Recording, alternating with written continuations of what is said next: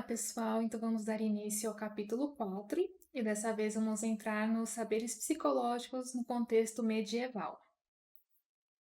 Então, a introdução desse capítulo, a Marina começa com o conceito quem sou eu, que nós já vimos, que foi desenvolvida pelos antigos gregos. E ela faz um alerta de que nós não devemos encarar esse tema como algo meramente teórico, e sim como algo prático, algo que deve ser observado e que seja trazido com reflexões através das nossas experiências.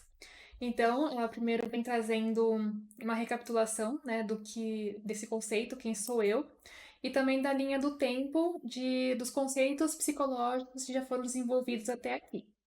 Então, primeiro, ela traz a evidência da racionalidade humana, que veio pelos gregos, que eles trouxeram muito essa ênfase da razão. E depois vem a evidência da harmonia, equilíbrio e bem-estar, que vem com a junção da medicina grega com a filosofia romana. Em terceiro lugar, temos a evidência da liberdade da vontade, que foi desenvolvida pelo judaísmo e pelo cristianismo, esse conceito de vontade, principalmente, que já vimos bastante. Temos também a evidência da interioridade humana com Agostinho, em relação às confissões.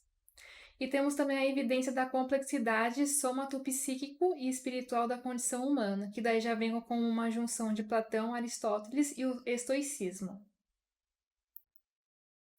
Vamos ver aqui a linha do tempo em relação à Idade Média, então a periodização e regime de temporalidade. Então, a Idade Média ela é um período histórico bastante longo e que se inicia a partir do ano de 476 d.C., que é o fim do Império Romano do Ocidente, ao ano de 1492, que foi o descobrimento da América. E aqui temos também a divisão do Império Romano Ocidental e o Império Romano Oriental. E a partir daí, né, da Idade Média, se criou duas imagens em relação a esse período. A primeira é que a gente coloca a Idade Média como se fosse uma Idade das Trevas, e algumas pessoas também colocam a Idade Média como uma imagem dourada, como se fosse um período que foi muito grandioso, né, a Idade Média. E os dois estão errados, de acordo com a Marina Massini. A questão da Idade das Trevas ela é equivocada porque se pinta, né, coloca a Idade Média como se fosse um período assim horrível na época da humanidade e que houve muitos atrasos. Só que isso não é totalmente verdadeiro. A Idade Média teve sim bons desenvolvimentos, teve avanço sim em relação histórica, e que na verdade quem criou essa ideia de que a Idade Média era uma Idade das Trevas foi a filosofia que veio depois, que foi o positivismo. Eles estavam competindo, né, com a filosofia antiga, então eles criaram essa imagem de que a Idade Média foi um período horrível para a humanidade, mas isso não é verdade. E também essa questão das trevas, né? Na história, né, os historiadores eles usam esses termos trevas quando não se tem muitas informações de um determinado período histórico. Então, nem tudo assim da Idade Média nós sabemos, né? E então, quando se coloca a Idade das Trevas, é no sentido assim de que há poucas informações sobre aquele período. Então, não é necessariamente algo ruim, só não se tem informações o suficiente. Por exemplo, no Antigo Egito, tem um período histórico, acho que é o período Armânico, esqueci o nome. É o período do faraó, o pai do Tutancâmon. E também é considerado um período das trevas, porque não se tem muitas informações desse período. Armaniano, alguma coisa assim, eu esqueci o nome do período. E alguns colocam também a Idade Média como a Idade Dourada, uma imagem dourada. Então, isso é muito colocado assim pelos neos conservadores de hoje, né, que colocam a Idade Média como se fosse um período super maravilhoso, onde todo mundo tinha comunhão com Deus, né? Então, assim, isso também é uma mitologia falsa da Idade Média. E a Idade Média é dividida em três períodos. Nós temos a Alta Idade Média, que começou no século V e vai até o século X. Temos a Baixa Idade Média, que é o período do século XI ao século XIII e ao século XIII ao século XIV. Então, a Alta Idade Média, vamos ver um pouquinho aqui da linha do tempo. Então começa aqui no século XX, depois da Antiguidade Tardia. Clovis funda o primeiro Estado franco em 486. Aqui em 527 e 565 temos o Justiniano, primeiro que governou o primeiro Império Bizantino e desenvolveu o Código Justiniano de Leis. Império Bizantino, para quem não conhece, fica na Turquia. Temos aqui 622 e 711, Maomé, fundador da religião muçulmana, fugiu da Meca para Medina e se inicia o calendário muçulmano. E se inicia também o governo muçulmano em Bagdá e a ocupação da Espanha, né? Que os árabes eles ocuparam a Espanha e só depois com a rainha Isabel é que eles conseguiram expulsar os muçulmanos dessa região. E temos 750, o Carlos Magno tornou-se governador dos francos. No ano 800 foi coroado pelo Papa Leão III, imperador de Roma. E o Tratado de Verdun dividiu o Império em 3 partes, que aqui se cria a França, a Alemanha e a Itália. Esses períodos acontecem até o século X. Então, na Alta Idade Média, ocorre a consolidação do feudalismo. Esse sistema organizou a sociedade em estratos: os nobres, o clero, os servos. O setor que desenvolve uma produção voltada para a subsistência. Então, aqui temos a criação do feudalismo. Na Baixa Idade Média, temos essas duas divisões aqui, já vamos ver. No século XI, então, em 1016, Canuto se tornou rei da Inglaterra e submeteu ao domínio dinamarquês. Canuto, para quem não conhece, ele foi um rei da Vikings, né? Então, nesse período, estava tendo já muitas invasões dos Vikings e alguns Vikings já eram cristãos e conseguiram, né, invadir a Inglaterra várias vezes até que conseguiu tomar o poder. Então, nesse período, né, um dinamarquês, ele ocupa o papel de rei na Inglaterra. Em 1066, Guilherme, o Conquistador, derrota os anglo-saxões na Inglaterra, né? Então, nesse momento, já conseguem derrotar os vikings, né? Em 1099, temos a Primeira Cruzada, onde os cristãos conquistaram Jerusalém. Porém, em 1187, Saladino reconquista a cidade com as tropas muçulmanas. Saladino, ele era um muçulmano. Tem até aquele filme, As Cruzadas, conta um pouco desse período aqui de quando Saladino reconquistou Jerusalém. E damos início ao século XIII. E aqui, para quem tem curiosidade, tem uma série também na Netflix que se chama Vikings, mas acho que é a segunda fase da série, que conta um pouco desse período, assim, quando Canuto ele se tornou rei da Inglaterra. Na Baixa Idade Média, o crescimento populacional na Europa se choca com o limite do sistema feudal, que por sua estrutura não permite um amplo desenvolvimento da produção agrícola e comercial. Ocorre também um grande crescimento populacional e um período de paz que favorece o avanço comercial e o crescimento das cidades. Então, nesse período, a população aumenta de tamanho, há um choque, né, na produção agrícola e com isso se aumenta o comércio e também favorece o crescimento da cidade. Então, as cidades ficam mais populosas e as pessoas trocando mais comércio entre si. Século XIII ao século XIV. Então, aqui temos o início da Guerra dos 100 Anos. Em 1337 a 1453 tem a Guerra dos 100 Anos entre a França e a Inglaterra. E também a ocorrência da peste negra que devastou, né, a Europa nesse período. Em 1453, Maomé e os turcos otomanos conquistaram Constantinopla, que é Istambul, e derrubaram o Império Bizantino. Então, a partir daqui, cai o Império Romano Oriental, que Constantinopla é conquistada, né, nesse período. E também tem outra série na Netflix chamada Maomé, e eles contam esse período da conquista de Constantinopla, que hoje é Istambul. Vamos agora para o contexto histórico da Idade Média. Então, do ponto de vista cultural, a Idade Média é marcada pela visão cristã do mundo e da história.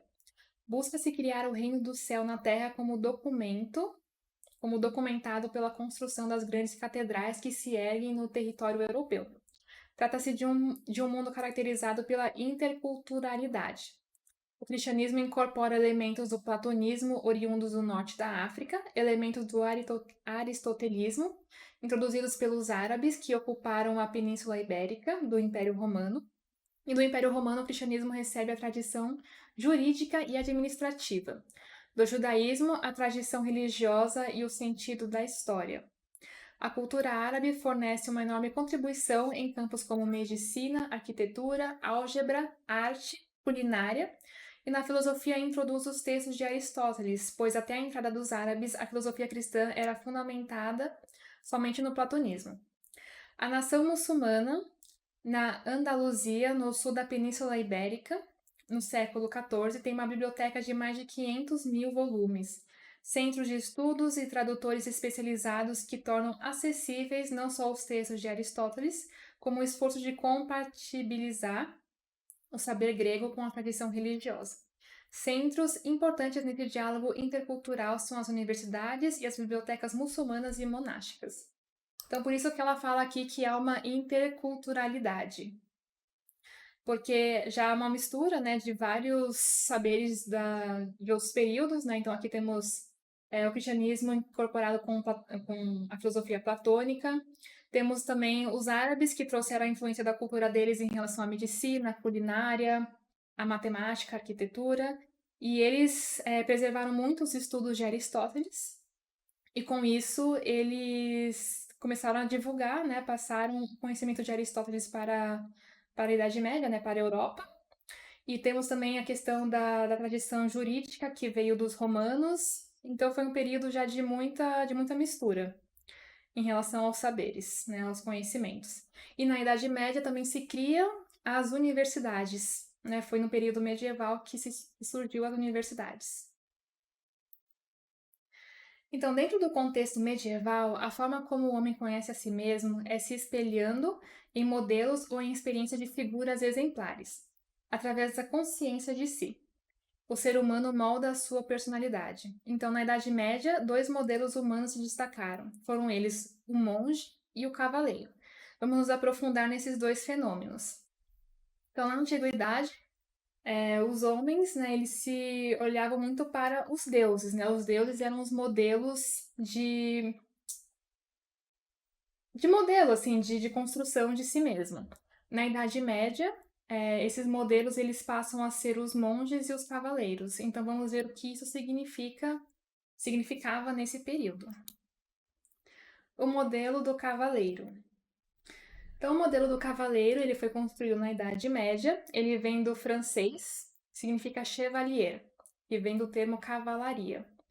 E entre o século XI e XV, esse termo muda um pouco, mas o ideal continua o mesmo, né? Ele indica indivíduos militares que cavalgam cavalos e se dispõem à batalha a serviço dos valores cristãos. Então, esses serviços incluem ajudar pessoas injustiçadas, ou também serviço de alguma dama amada. E a partir daí se criou, né, um gênero de amor cortês, que era um amor bastante buscado em relação ao cavaleiro medieval. E por volta do século XV, o termo se desvincula das suas origens militares. O ideal ético da cavalaria medieval é profundamente influenciada pelo cristianismo, que modifica o conceito clássico do heroísmo e da virtude. Então, os homens, né, da Idade Média, eles passaram a buscar esse modelo, se espelhar nesse modelo para construir a sua personalidade e também na construção de si mesmo, que era um homem, né, que buscava as virtudes cristãs e que ajudavam pessoas injustiçadas e as mulheres, né, as damas amadas. Então, o modelo de cavaleiro, ele provavelmente surgiu através das literaturas e também em relação ao estilo de vida das cortes feudais. Então, nessa época, né, tinha um grande interesse, né, desses indivíduos fazerem parte de um grupo, de pertencer a um grupo. E através disso se construiu um novo saber psicológico que vem justamente dessa emergência do indivíduo. Então, em relação aos saberes psicológicos, esse fenômeno recebe o nome de emergência do indivíduo. Isso pertencia às sociedades medievais, onde a identidade do indivíduo estava atrelada ao grupo ao qual ele pertencia. Então, se ele não pertencia a um grupo, ele não tinha uma identidade.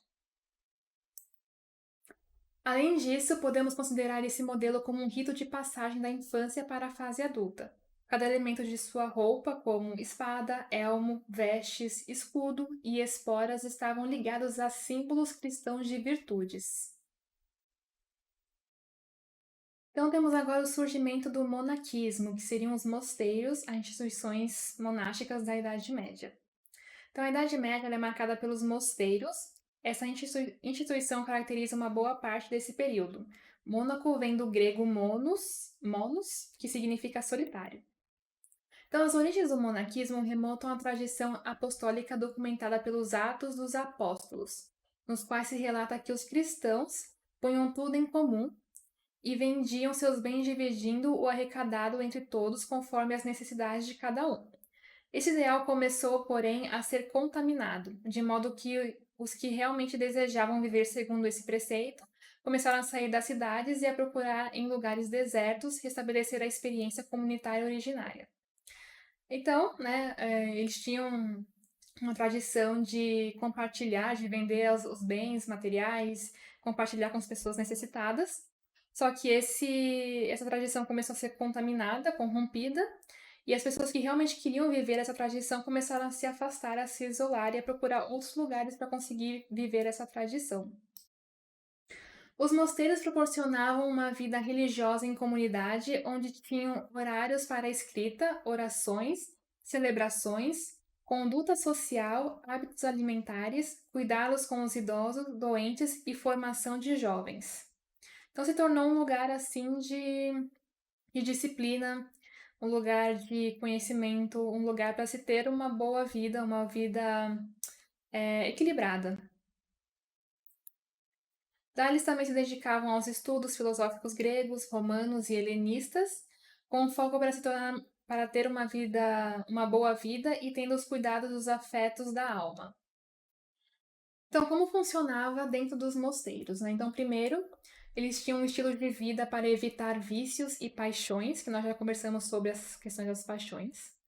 Eles tinham a regra ortopraxe, que é a construção de uma experiência disciplinada. Temos também o desenvolvimento, né, a praticidade da democracia, ou seja, todos participavam das decisões tomadas no mosteiro. Tinha também a preservação da cultura através das cópias dos textos antigos, então eles contribuíram muito para preservar os textos do Platão, do Aristóteles e de vários outros filósofos que já passaram pela história. E temos também os saberes psicológicos, que foi desenvolvido um método para se alcançar o conhecimento interior consolidado das épocas passadas.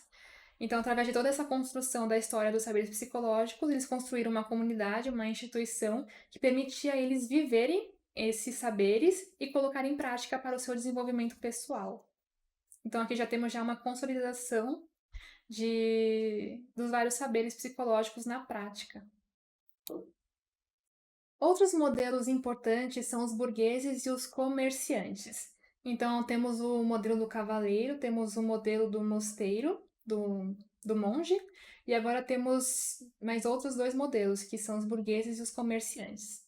Então, os burgueses eles conseguiram se tornar independentes dos senhores feudais e das instituições religiosas, e através do trabalho comercial e artesanal. E eles normalmente ficavam perto dos mosteiros, eles não ficavam tão próximos da cidade. E já os comerciantes, os mercadores, se estabilizaram dentro da cidade, diferente do cavaleiro que estava sempre em movimento.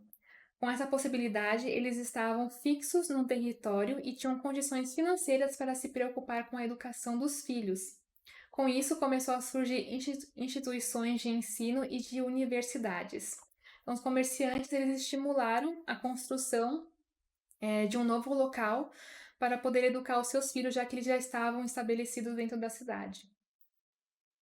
E foi da ideia de Platão no livro A República, ao qual ele defendia se criar uma escola onde mestres e discípulos iriam vivenciar valores como o bem, a justiça, a bondade e a verdade.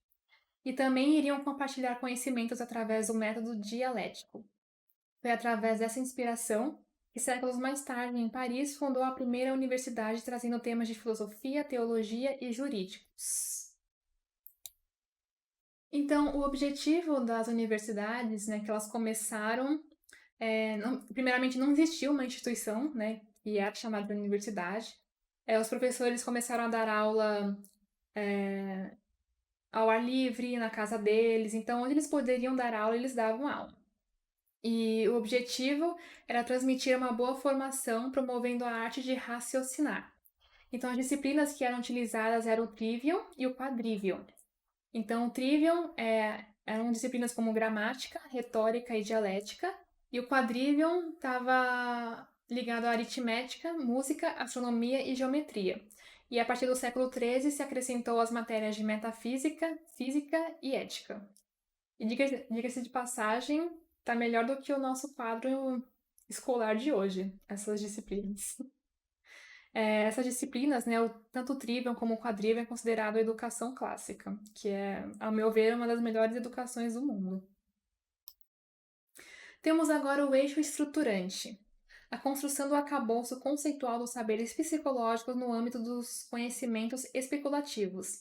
Tomás de Aquino, a pessoa, a alma e suas potências. Então agora nós vamos começar a entrar nos filósofos, né, nas pessoas que foram importantes nesse período para a construção dos saberes psicológicos, já que montamos, né, o cenário do que era a Idade Média. A biografia do Tomás de Aquino. Então, Tomás nasceu em Aquino no ano de 1225, no castelo de seu pai. Por ser de uma família nobre e o filho mais novo, Tomás foi obrigado a seguir o seu tio na abádia e não seguiu carreira militar igual seus irmãos. Era uma tradição bem comum na Idade Média, né? O filho mais novo ser entregue a alguma tradição da época. Recebeu estudos sobre Aristóteles, Averroes e Maimônides, ao qual influenciaram a sua filosofia. Estudou filosofia e teologia em Nápoles e em Paris. Foi discípulo de Alberto Magno, ao qual ficou impressionado com a sua inteligência. Tomás se tornou mestre na Universidade de Paris e morreu aos 49 anos. Então aqui temos uma imagem, né, uma pintura, representando o retrato de Tomás de Aquino. O pensamento de Tomás diz que somente a razão é insuficiente para abordar todos os saberes, e para isso é preciso de uma doutrina de outra ordem, capaz de interpretar assuntos além da razão. Por isso, Tomás busca na teologia a participação de um saber maior, divino, que seria um saber recebido por revelações. Então, aqui já se afasta um pouquinho, né, da tradição grega, né, grega-romana, porque os gregos eles enfatizavam que a razão era capaz de desvendar todas as coisas. E Tomás de Aquino diz que não, que a razão ela não consegue, ela é insuficiente, né, em relação a abordar todos os saberes e que precisa, além da razão, ter uma outra forma, outro tipo de participação na construção desse saber. E esse saber, ele seria um saber divino. Você até poderia colocar um saber intuitivo, mas que ele é recebido através por revelações. Saberes psicológicos de Tomás de Aquino. Então, agora vamos entrar nos saberes psicológicos e como Tomás de Aquino contribuiu para a construção da psicologia. Então, agora vamos ver como Tomás de Aquino desenvolveu 3 conceitos importantes para os saberes psicológicos. Então, temos o conceito do homem, temos o conceito da alma e temos o conceito da pessoa. E ele bebeu muito de Aristóteles, então ele utiliza bastante a filosofia de Aristóteles para construir a sua própria filosofia. Então ele diz assim: o que seria a essência do homem? E ele fala que é algo de comum a todas as naturezas através das quais os diversos entes são englobados nos diversos gêneros e espécies. Então, a essência do homem seria a humanidade. A humanidade é a essência do homem. Então ele fala aqui que o homem, ele é corpo e alma. Ele não é só alma e não é somente corpo. Então a alma humana é a forma substancial do corpo, a forma que torna o corpo humano. De modo que o homem não é somente a alma, mas um composto de alma e corpo. Portanto, o homem é constituído por ambos. Por exemplo, o homem que pensa não é apenas alma, assim como o homem que sente não é apenas o corpo. Nesses atos estão envolvidos tanto os componentes anímicos como as componentes somáticas daquele homem. Então, homem para Aristóteles, para São Tomás de Aquino, essa essência de corpo e alma. Então, isso constitui o homem para São Tomás de Aquino. E temos aqui agora o conceito de alma para São Tomás. E ele lê Aristóteles do começo ao fim. Então, ele fala o seguinte: o conceito de alma proposto por Tomás deriva da filosofia aristotélica e se identifica com o princípio da vida. Então, a alma para ele é o princípio da vida. Lembra que Aristóteles falou sobre a alma vegetativa, a alma sensitiva e a alma humana? Ele segue exatamente esse conceito, né? Que a alma vegetativa vem das plantas, né? Que as plantas têm alma. E temos a alma sensitiva, são os instintos dos animais. E temos a alma humana, que está ligada à vontade, à razão e à consciência. Então, Tomás retoma Aristóteles ao chamar a psicologia de ciência da alma a parte da filosofia natural. A alma é o princípio primeiro da vida nos seres vivos. Para investigar a natureza da alma, convém pressupor que se chama alma o primeiro princípio da vida, nos viventes que nos rodeiam. Já que chamamos animados os seres que vivem e inanimados os que carecem de vida. Sendo a alma princípio de vida, ela está presente em todos os seres vivos, numa relação de inclusão ordenada segundo uma hierarquia que parte do ser menos perfeito para chegar ao mais perfeito. E talvez a diferença assim mais marcante, talvez entre Aristóteles e Tomás de Aquino, é que Tomás ele traz o conceito de livre-arbítrio, né? Ele traz a diferença entre livre-arbítrio e vontade, que na época de Aristóteles não se tinha desenvolvido esse conceito de livre-arbítrio ainda. Que o livre-arbítrio ele veio com o cristianismo e com o judaísmo. Então, talvez assim, quando ele leu Aristóteles, né, ele bebeu muito, né, das fontes de Aristóteles, mas ele também trouxe já essa influência que ele já estava tendo do período dele sobre o cristianismo e o judaísmo.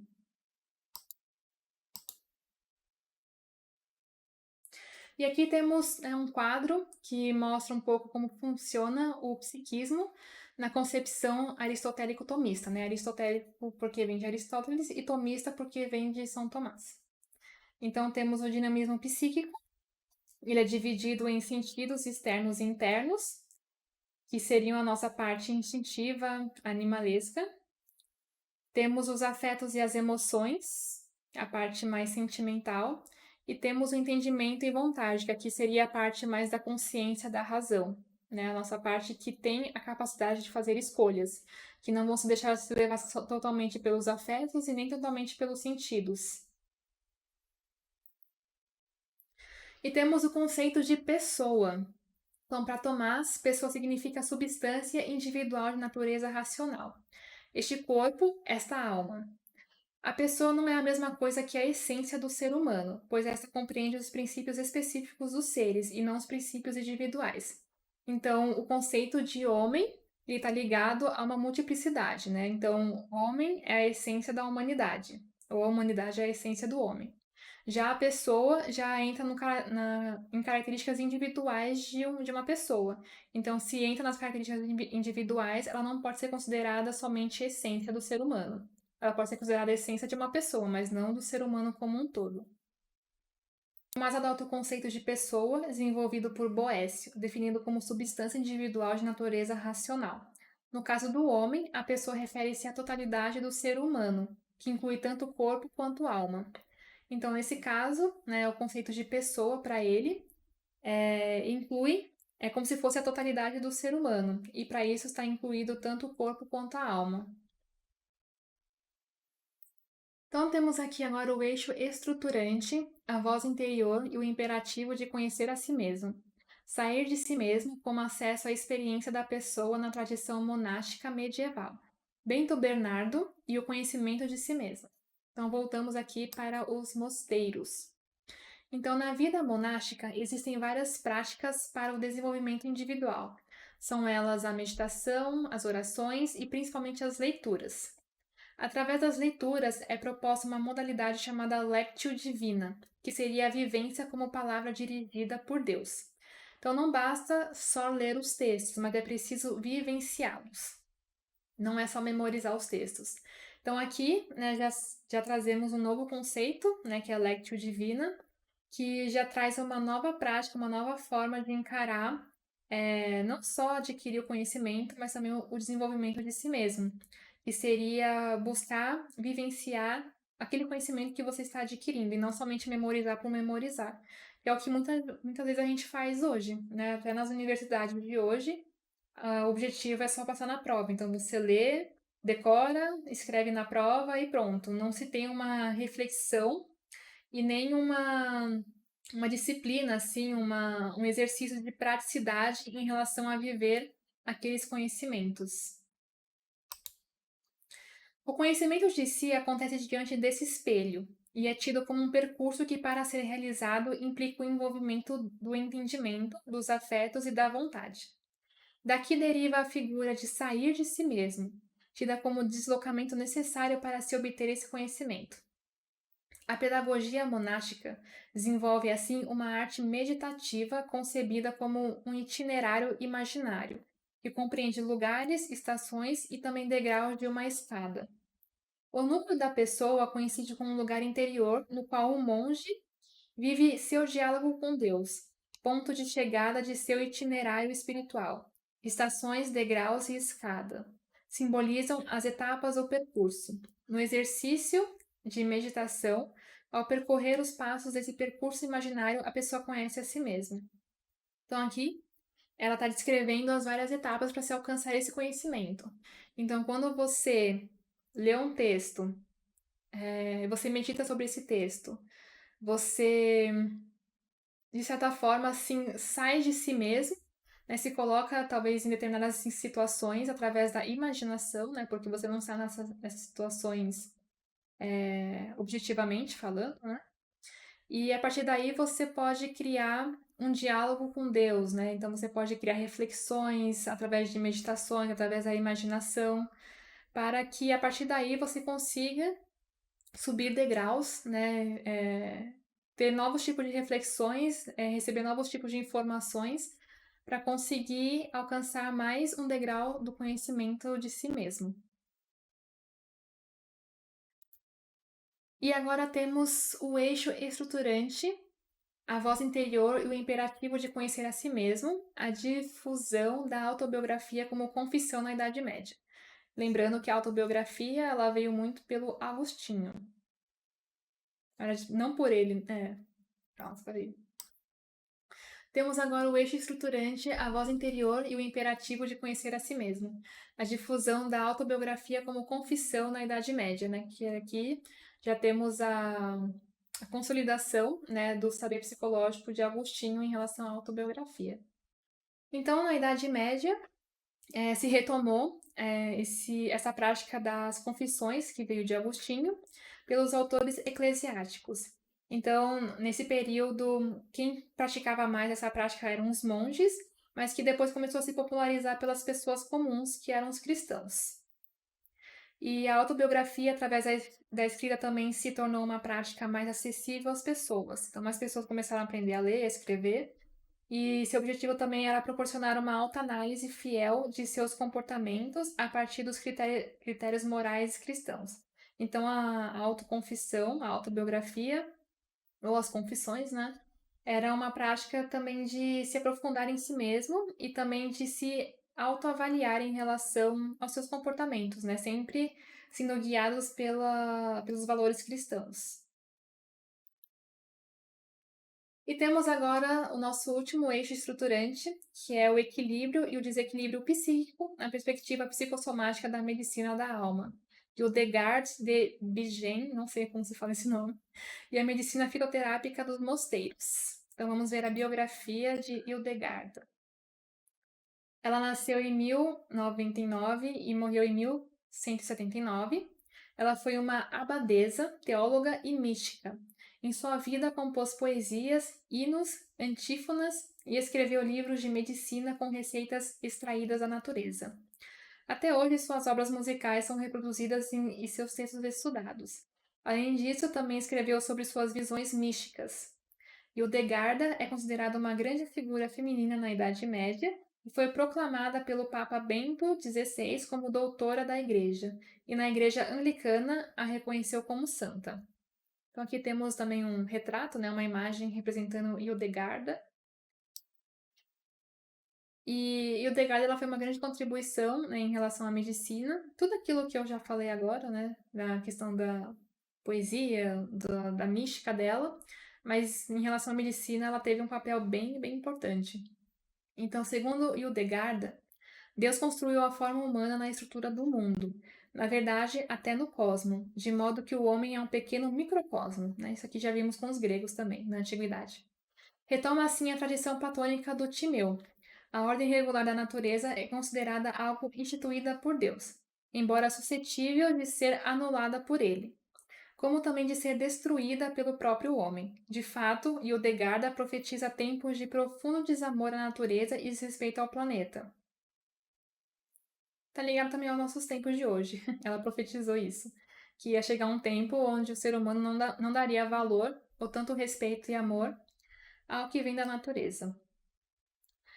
Seu trabalho médico contido em Psíquica e Causa e Cura apresenta contribuições importantes para a história dos saberes psicológicos e se coloca em continuidade com a medicina grega romana. Ao contrário da obra filosófica e artística, a obra científica de Hildegard não parece ser baseada em suas visões, mas antes em seus estudos e no seu agudo senso de observação da natureza e do homem. Então, apesar dela ter, né, todos esses talentos, essas habilidades místicas, ela, em relação ao seu trabalho com a medicina, ela se baseou talvez mais nos princípios científicos do que religiosos ou teológicos. A base de sua medicina é a teoria humoralística, né, dos humores, que nós já vimos também, reinterpretada de modo original, bem como a inserção do homem no cosmo, incluindo a influência dos astros sobre a condição humana. Então aqui também já tem a influência dos saberes antigos, né, em relação à astrologia, a essa questão da natureza também. E o homem, ele faz parte do cosmo, né, ele é um microcosmo. Uma das contribuições importantes de Hildegard em relação à sua contribuição médica foi a utilização de flores e plantas para o tratamento do desequilíbrio das emoções, antecedendo assim os estudos sistemáticos de Edward Bach sobre os remédios florais no século XX. Para quem não conhece, né, Edward Bach, ele foi um médico inglês do século XX, e ele desenvolveu um sistema de florais que são um tratamento através das flores, mas o objetivo é tratar as emoções, o desequilíbrio das emoções. Não é um tratamento fisiológico, fitoterápico. E aqui ela está contando que Hildegard já tinha feito, né, contribuições em relação a esse sentido, né, de que ela percebeu que as flores e as plantas elas podem ser uma grande contribuição para tratar as emoções. Então ela já tem estudos sobre isso antes de Edward Bach, que foi o precursor, né, dos florais, dos sistemas florais de hoje. Tanto que existem, né, os florais de Bach, mas hoje tem outras linhas de florais. Tem florais de Minas, tem florais da Califórnia, tem florais do Alasca. Então tem hoje, graças ao Edward Bach, né, tem vários sistemas de florais, mas que aqui ela está trazendo que o Hildegard já tinha iniciado essas pesquisas no período dela. A medicina de Hildegard era voltada a tratar o doente e não somente a doença. Ela encarava os sintomas como efeitos de um desregramento interior, psicossomática. Defendia que a beleza e a harmonia eram essenciais para o bem-estar do homem. Então aqui, né, é bem diferente também de como nós encaramos a medicina de hoje, né, que hoje se trata muito mais da doença do que o doente. E aqui ela está dizendo que, assim, que toda doença ela vem de uma psicossomática, né? Ela vem de uma somatização psíquica, emocional, espiritual, né? Então, é uma outra visão em relação a esse olhar medicinal em relação ao homem. Então, né, de acordo com Hildegard, ela foca muito nessa questão da busca do equilíbrio, da harmonia, do bem-estar. E ela fala muito sobre a questão da alimentação para né, o doente conseguir se recuperar, tanto fisicamente como psiquicamente. Então aqui ela diz, né, que o regime alimentar, que permite preservar o equilíbrio ou reencontrá-lo se estiver perdido, levando à eliminação dos excessos e à recuperação do equilíbrio e da serenidade psíquica. A alimentação, segundo a monja, deve ser adequada à estação, à idade e ao estado geral do indivíduo. Considera necessário que os alimentos sejam aprazíveis e dispostos de maneira agradável. Dados os tipos de alimentos que se encontram na natureza são úteis para acalmar os excessos dos temperamentos e os transtornos psíquicos.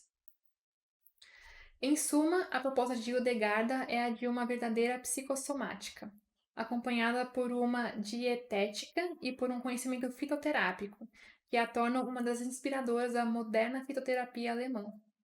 Então, ela foi uma precursora da fitoterapia. Então, agora, né, para encerrar nossa aula, vamos fazer uma síntese do conceito de pessoa na Idade Média. Lembrando que, antes de se construir o conceito de pessoa, foi necessário se construir o conceito de psique. Então, temos psique, pessoa, e a partir da Idade Média se traz mais algumas particularidades em relação a esse conceito. Vamos ver quais são. Então, primeiro, a pessoa se refere a um ser individual e historicamente existente, diversificando-se, portanto, do conceito de homem, que pode ser entendido de modo geral e abstrato. A pessoa identifica um sujeito individual em corpo e alma. Então, temos o conceito de homem, que é algo mais geral, e temos o conceito de pessoa, que é algo individual, mas que está incluso nessa, esse conceito de corpo e alma, né? Os dois andam juntos, essa somática, né? O segundo, a pessoa, por ser dotada de livre-arbítrio, é dona de seus atos. E, nesse sentido, o caráter de pessoalidade do homem se expressa nas ações livres. E, então, temos agora a construção desse conceito de livre-arbítrio e que o homem é livre para poder escolher. Isso dá sentido na formação do caráter dele e na sua individualidade. Terceiro, a pessoa é capaz de conhecer a si mesma. Surge, portanto, juntamente com o conceito de pessoa, o gênero autobiográfico. Além disso, a pessoa é capaz de modificar a si mesma, mesmo que parcialmente, criando para si uma segunda natureza, um hábito virtuoso, podendo, portanto, ser agente de um processo de autotransformação. Então, aqui na terceira síntese, né, ela fala aqui que a pessoa ela tem capacidade de conhecer a si mesma, é possível o autoconhecimento, e uma das formas é através da autobiografia. E quando uma pessoa escolhe, né, através do livre-arbítrio, viver as virtudes, ela pode criar para si uma segunda natureza e ocasionar um processo de autotransformação. O quarto, a pessoa é parte do cosmo, e nesse sentido, em parte determinada por ele, mas se diferencia dele e o transcende, por ser capaz de dominá-lo e de usá-lo em conformidade com as orientações de sua racionalidade e as opções de sua liberdade.